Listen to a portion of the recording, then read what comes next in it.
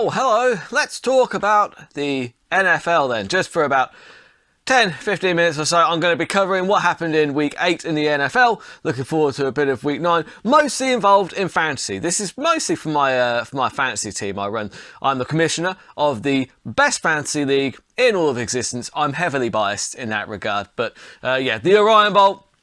It's a lot of fun. There's a lot of drama. There's a lot of intrigue. There's great decisions. There's terrible decisions. There's points being scored. There's points being left on the bench. So let's take a look at what happened last week. So we're going to start off with what I like to call my American football, my fantasy entourage, the Orion Bowl entourage for week 8. So, basically there are 5 members of the entourage from the brilliant TV show and 2 films I think they did.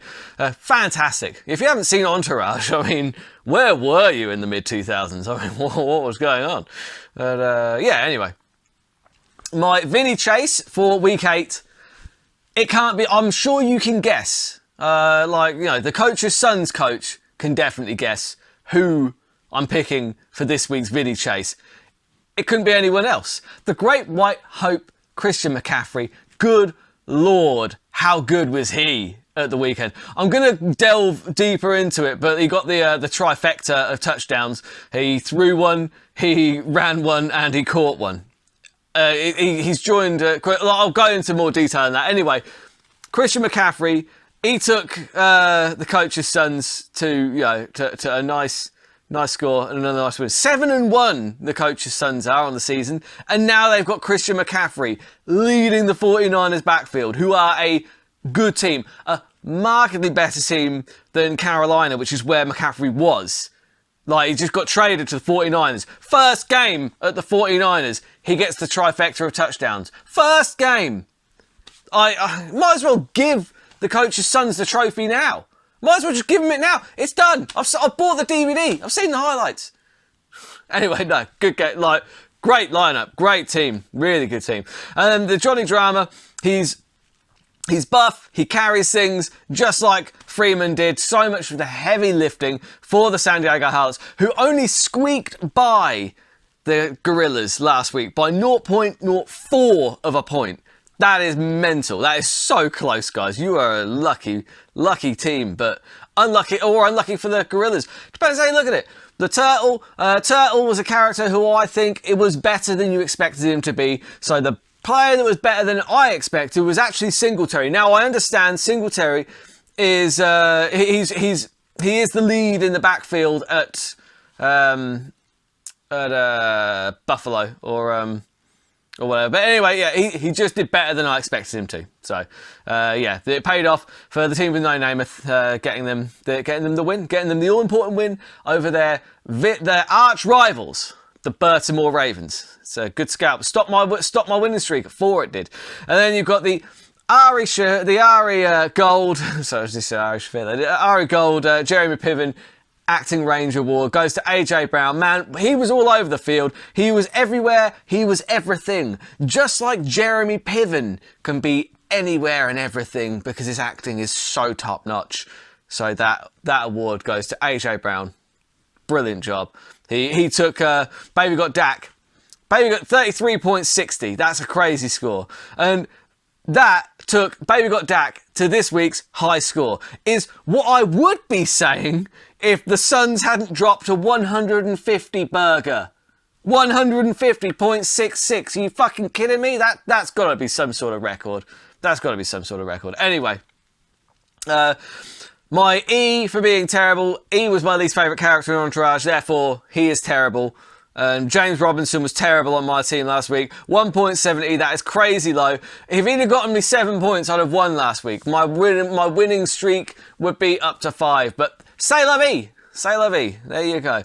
Right, so biggest thing, as I said earlier, was Christian McCaffrey getting the trifecta of touchdowns. So he he threw one, he ran one, and he caught one. And yeah, he's joining he's joins the likes of LaDainian Tomlinson, I believe, did it with the Chargers. David Patton did it with New England. Walter Payton also did it. And there's quite a few that have done it over the years, but not enough. It's a very special achievement. And The other thing I took away was the Eagles. They're still undefeated. Not only did they smash the Steelers last Sunday, but they also just they didn't beat them quite as convincingly, but they did beat the Houston Texans on Thursday. So they're still unbeaten. They're looking so good. They're looking ridiculous. Although the Eagles defense, I've got them in my fantasy team, they were just letting Pierce run through them at some points. It's like, guys, stop that run. That's all they're doing. Just stop it. Just, God damn it.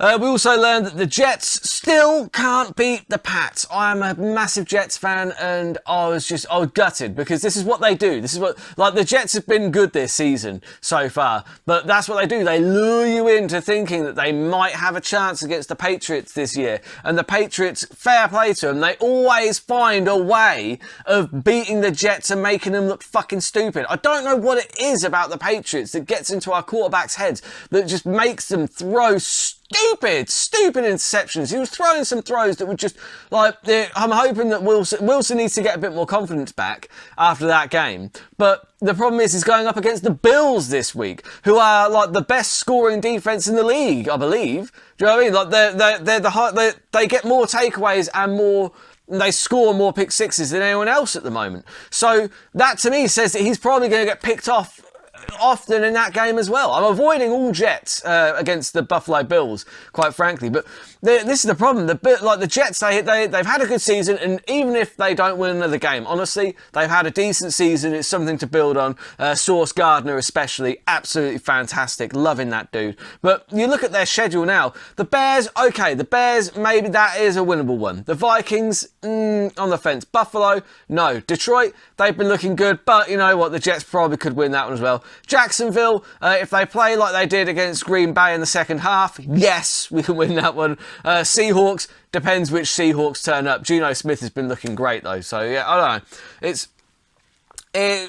If we can get another couple of wins out of that remaining schedule, then I'll be pretty happy with that. But yeah, so let's look to Week 9 fantasy. So we've got the Baltimore Ravens taking on the Legion of Trash, they call themselves, but they're not going to be the Legion of Trash this week, honestly. Look, because I'm in bye-week hell at the moment, because when you look at my lineup, Johnny, look at my actual bench here, which is sorry, I was actually on the wrong game. That was good. So on my bench, you've got Amari Cooper, bye. Kittle, bye. Samuel, bye. You've got Brees Hall, who I'm saving actually. I think he might be a keeper for next year.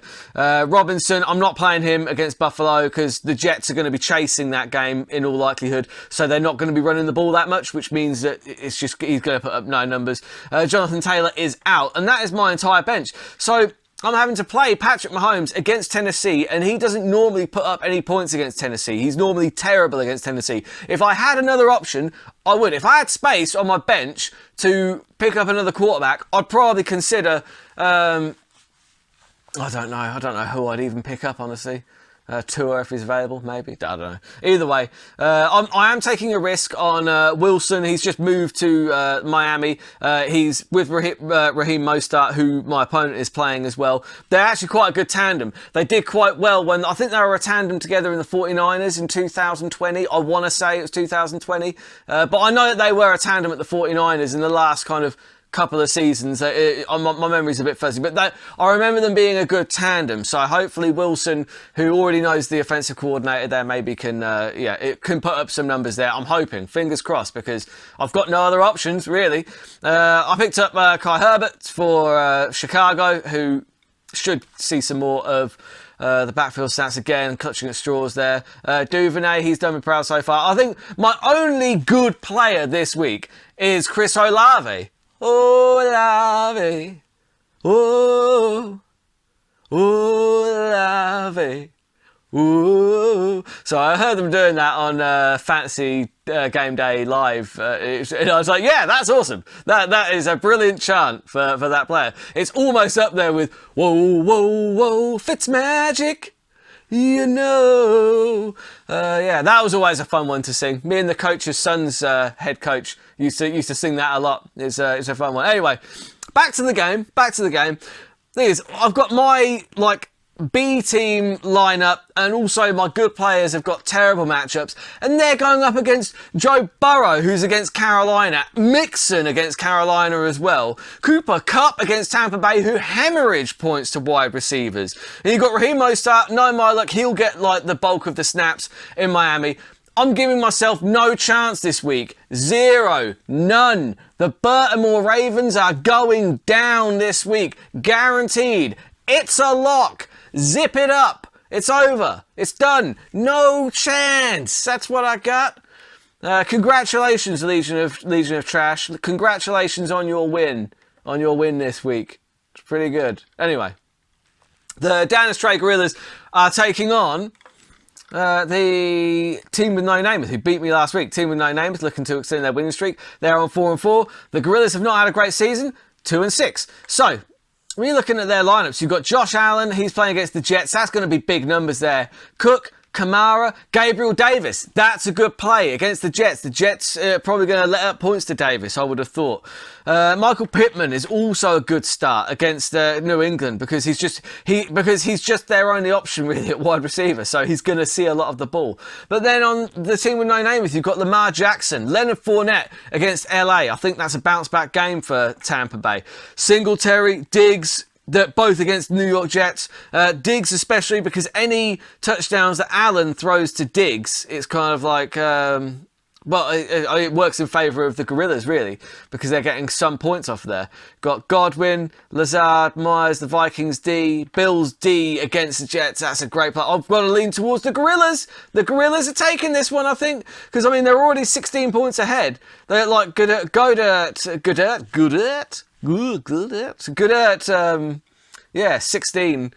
points from Goddard. That is pretty good.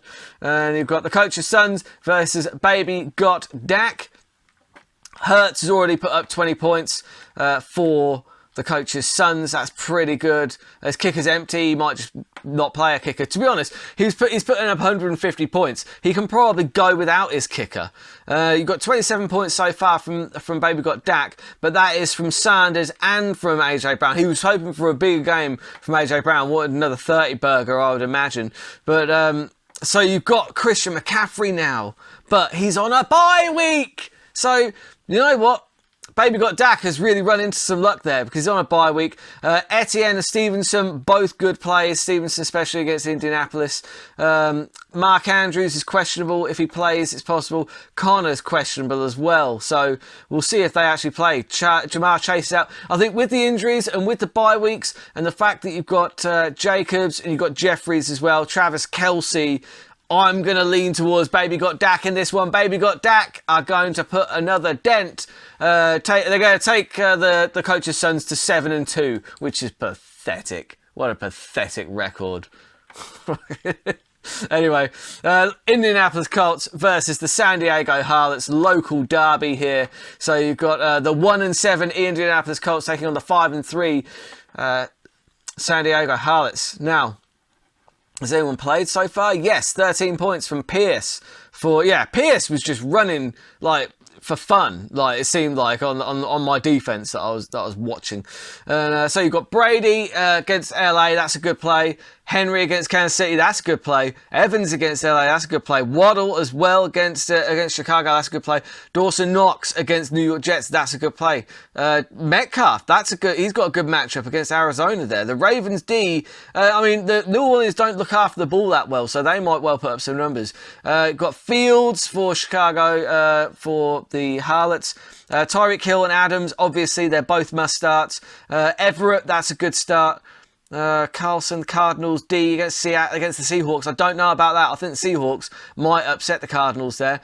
I'm going to go with the Indianapolis Colts. I just think they've got the better matchups. They've got the better matchups, and I think they've got some of the better players there this week. But fantasy is so hard to predict. You win some, you lose some. But for all those that I've picked for, prove me right. For all those that I've picked against, prove me wrong. I will see you next week.